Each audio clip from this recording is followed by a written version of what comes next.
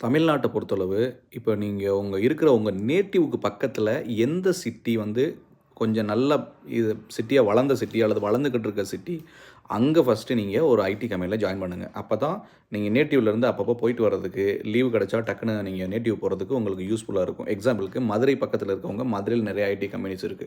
அங்க ட்ரை பண்ணுங்க. ஃப்ரெஷரா இருக்கவங்க நான் சொல்றேன். அதுக்கப்புறம் கோயம்புத்தூர் பக்கத்துல இருக்கவங்க, கோயம்புத்தூர் ட்ரை பண்ணுங்க. திருச்சிக்கு பக்கத்துல இருக்கவங்க, திருச்சி ட்ரை பண்ணுங்க. ஈவன் காரைக்குடியில கூட பெரிய சாஃப்ட்வேர் கம்பெனிஸ்லாம் இருக்கு. சரிங்களா? ஸோ நான் சொல்றது ஸ்டார்ட் அப் லெவல்ல உள்ள கம்பெனிஸு. ஸோ அந்த மாரி கம்பெனிஸ்லாம் இருக்கு. அந்த மாரி காரைக்குடி நீங்க வந்து செலக்ட் பண்ணலாம்.